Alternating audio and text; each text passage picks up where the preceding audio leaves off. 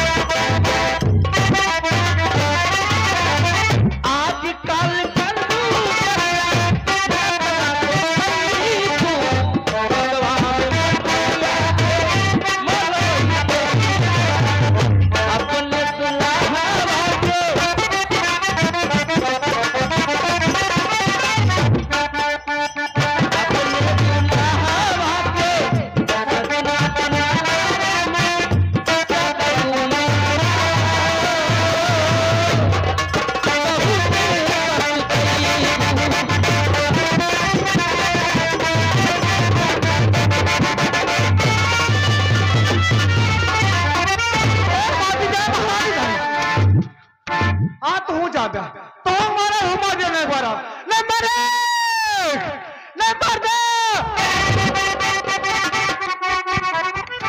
और नीत कुतिया कवनी तू बेसर दे मार सकती नहीं कि तू जान से ऐसे करते हुए सर मेरा ही नहीं मार सकती नहीं तू जान से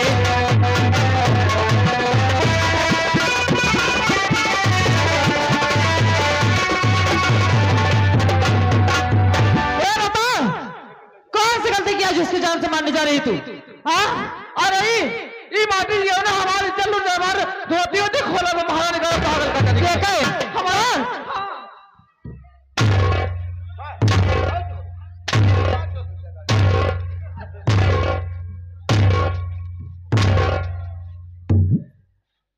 कितने जल्लू टेस्ट बताओ हाँ भाभी माँ अभी इस वक्त इसको मारने का समय नहीं है। शायद आपको नहीं मालूम है क्या हुआ मुन्ना कि आप इस वक्त अपने ही घर में हैं और आप तो बड़ी हैं और सामने बैठा हुआ कोई गैर नहीं बल्कि आप ही का बेटा है जो कि पागल के रूप में है। क्या मुन्ना हाँ भाभी माँ एक ऐसे मेरा बेटा हो गया मेरा बेटा तो अच्छा सुंदर से था मगर आज मैं क्या देख रही पागल रूप में मेरा बच्चा। भाभी माँ जब आप इस घर में थी तो ये घर स्वर्ग था लेकिन आज तो भूत का डेटा है।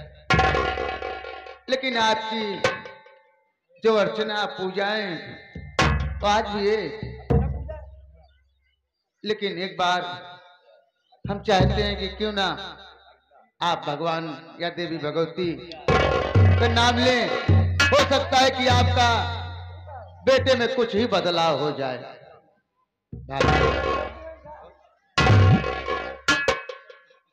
ठीक है मुन्ना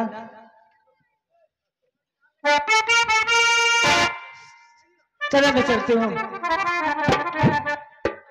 पहले अपने बच्चे से मेरे बच्चे से मुलाकात कराओ। करते हो तुम्हारा स्वीकार करो मजदार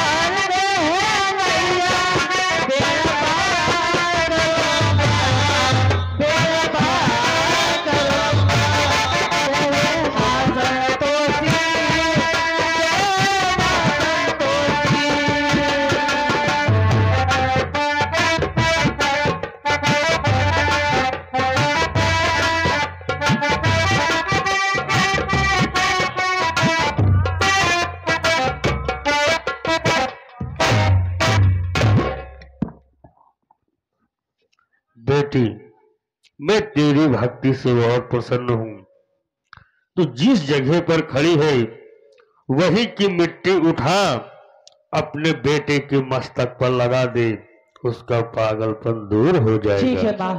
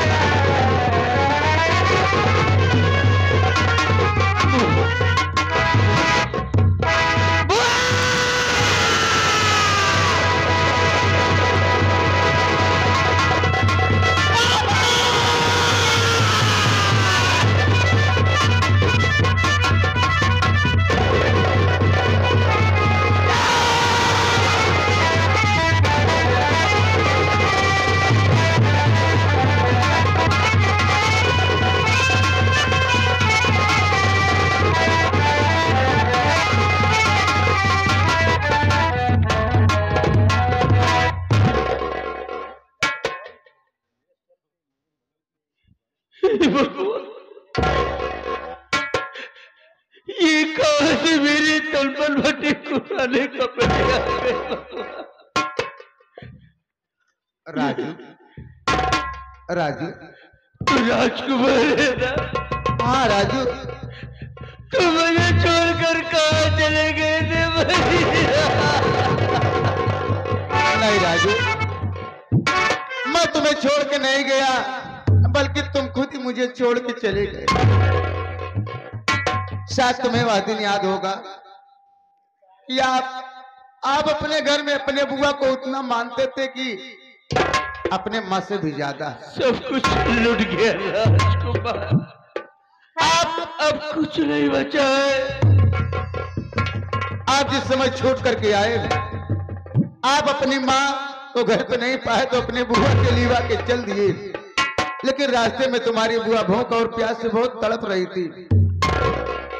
आप रास्ते में बैठा के गांव में चले गए खाना और पानी लाने, लेकिन जब वापस आए तो आपको इतना याद होगा कि आपके बुआ का कत्ल हो चुका था। सही कह रहे हो राजकुमार। उसके बाद में तुम नहीं जानते कि मैं क्या कर रहा हूं। आए तो अपने घर में आ गए, और उस समय आए कि आपके चाची ने आपके चाचा को जान से मार देना चाहती थी, लेकिन आप अपने चाची को हैरान परेशान करने लगे। आपकी चाची तंग आके आपको भी मारना चाहा राजू। जानते हो तुम्हें कौन बचाया? किसने बचाया? तुम्हारी माँ ने। मेरी माँ? हाँ राजू। कहाँ है मेरी माँ? मिल लो राजू, ये सामने है। मुन्ना, मुन्ना,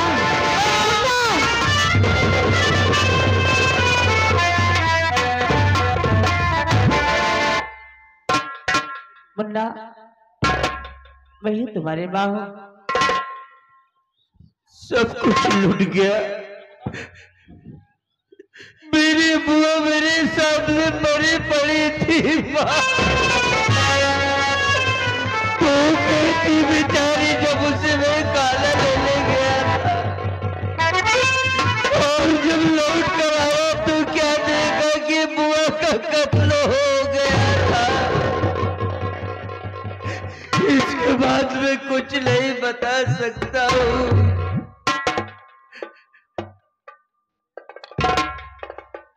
राजू, राजू क्या कह रहे हो? समय बहुत कम है। मैंने सुना हूं कि जिस बुआ के कत्ल में आपकी याददाश्त चली गई, उसी के कत्ल के इल्जाम में तुम्हारे पापा की फांसी होने वाली है। ये क्या कह रहे हो? कुछ ही समय बचा है, हम सबको वहां चलना बहुत जरूरी है। तुम ठीक कह रहे हो, लेकिन मैं सोच रहा हूं कि जब अपने घर में आ ही गए हो तो एक बार क्यों न चाचा जी से मुलाकात कर लिया जाए। चाचा जी? हाँ राजू। राजकुमार, आज जो कुछ हुआ है उससे जिम्मेदार चाचा जी हैं। उनसे मिलने के मेरा दिल नहीं कह रहा है, लेकिन आज अगर तो कह रहा है तो जरूर मुलाकात करूंगा मैं उनसे। चाचा जी, आपको राजू मिलना चाहता है। चाचा जी, सब कुछ लुट गया है, अब कुछ नहीं बचा है घर में। राजू, राजू बेटवा, आज ये तेरा चाचा तेरे सामने हाथ जोड़ रहा है कि मुझे माफ कर देना मुन्ना। हाथ जोड़कर मुझे नर्क में मना दो। बुआ जी का कत्ल हो गया, और उसी के कत्ल के जुर्म में मेरे पापा जी की फांसी होने वाली है। तुझसे हाथ जोड़ा हूं, चलकर उन्हें बचा लीजिए, नहीं तो बहुत अनर्थ हो जाएगा। क्या मुन्ना, बड़े भैया की फांसी होने वाली है? सच है। सुधा के खून के इल्जाम में? मुन्ना, राजू बेटवा, तू चिंता मत कर, मैं तेरे पापा को बाइज्जत फांसी के तख्ती से उतारूंगा। बाइज्जत? वो कैसे? तुम्हारे पास क्या सबूत है? इसलिए मुन्ना, मुन्ना, जिस खून के इल्जाम में बड़े भैया की फांसी होने वाली है, सुधा का खून किसी गैर ने नहीं, किसने किया था? किसी गैर ने नहीं, अरे यही प्यारा बदनसीब चाचा भगवान, अरे वैसे वो मरी थी, कभी सुख नहीं पाया। अपने ससुराल जाते वक्त एक्सीडेंट हो गया, जिंदगी भर विधवा बनी रही। उसे मारकर तुम्हें क्या मिला था? अच्छा एक बात मैं तुमसे पूछ रहा हूं, ठीक है उसे तुम मार दिया, लेकिन उसको मारने से तुम्हें क्या मिला है? जरा मुझे भी दिखाओ, मैं देखना चाहता हूं। कुछ नहीं मिला मुन्ना, ठोकर के सिवा कुछ नहीं मिला। अरे मेरी बहन मेरे सामने चीख रही थी, चिल्ला रही थी कि भैया मेरे को मत मारो, मेरे को मत मारो, लेकिन मेरे सर पे खून सवार था। मैंने अपने हाथों से अपनी बहना के पेट में खंजर मारा है। अरे खंजर मारना तो ठीक था राजू बेटवा, लेकिन मैंने अपनी बहन का पेट फाड़ के उसका कलेजा भी निकाला था। जानते हो ये सब किसके लिए? किसके लिए किए हैं आप? मेरी बीबी अंगारमती ने कहा सुधा का खून करके उसका ब्लड और कलेजा लेकर आओगे तो हो सकता है कि हमारे कोख से कोई औलाद हो। जब मैं लेकर आया मुन्ना, तू मेरे को क्या जवाब दी जानता है? क्या जवाब भाई? अरे अंगारमती मेरे को जवाब दी कि अरे नालायक, जब तू अपनी सगी बहन का नहीं हो सकता है तो अपनी बीबी का क्या होगा? अगर मुझसे अच्छी दुल्हन पा जाएगा तो मेरा भी खून कर देगा। वाह, बहुत मर्यादा का काम आपने किया है। और इसीलिए वो मेरे को मारना चाहिए। तू आ गया राजू, मेरी जान बच गई। और हम दोनों को मारना चाहिए तो किसी डाकू की टोली ले आकर के हम दोनों को बचाया है मुन्ना, हम दोनों को बचाया है। ठीक है, सारी बातें हमारे आपकी रास्ते में बातें होती रहेंगी, लेकिन सबसे पहले हाथ जोड़कर आपसे ही कह रहा हूं कि आप भी चाची को भी लिवा चलिए, चलकर वहां गवाही कर दीजिए मेरे पापा जी लिवा की चलो जान बाबा। बचा। चलो चलता। लेकिन हमारी तुम्हारी जान बचाने वाली उस शेरनी से हम जरूर मुलाकात करेंगे।